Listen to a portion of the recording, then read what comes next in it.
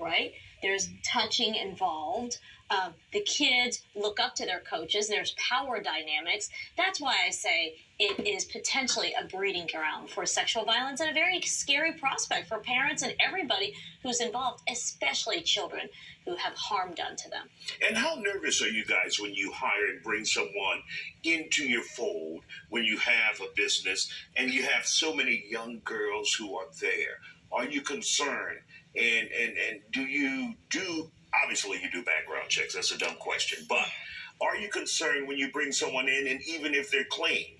So a lot of times, as for me, because I've been doing it for about 10 years now, and so right now, thankfully, I have like 5 or 6 coaches. So a lot of times, the coaches are also teachers and educators like myself. So you have to have a background check. You have to go through those steps, and then I encourage the parents, like, talk to your children, have that conversation, because I talk to them all the time. So, like, when you in a mindset, especially in a competitive world, oh, I want my child to be this, I want my child to be this, and so they're not going to talk. They're not going to say anything because they think their spot is going to be taken.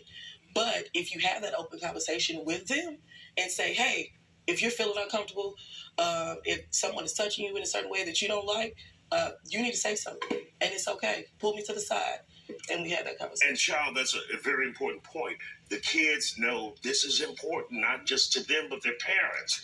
And unfortunately, some of them will take it and deal with it and maybe talk about it later, but we know that sexual assault is one of the most underreported crimes. Now imagine you're a child, you're in a position where you look up to your coach. He is, or maybe she, is the one who's going to decide your spot. It's scary. They may not speak out. And we also have to talk about the sexual perpetrator not being the boogeyman in the white van.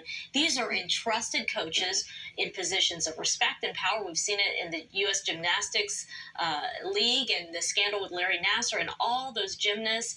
We're seeing it because, like I said, this could be a breeding ground, and we've got to be careful, and we do have to talk to our kids. And there are policies. I'm sure your businesses have policies in place around coaches not being alone with the kids because they have to touch the kids, right? These are positions where it's athletics, it's competitive. And like you said, Isaiah, these kids are under a lot of pressure and they're going to listen to their authority and they may not speak out. And we've seen that happen time and time again.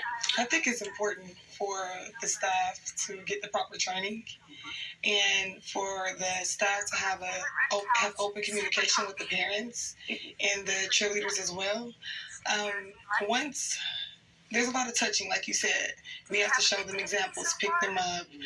We have to put them in stunts and things. And some of the girls might think that it's pretty normal.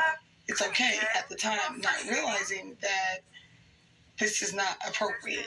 And so I think it's very important for the girls to have that open communication. And talk about grooming. You know what grooming is. It's that manipulative behavior. It could start with an innocuous touch and lead to sexual violence. Yes. It's the coach saying, hey, you're special. I'm going to isolate you. I'm going to have an opportunity for you and I to be alone. Those are things we have to talk about.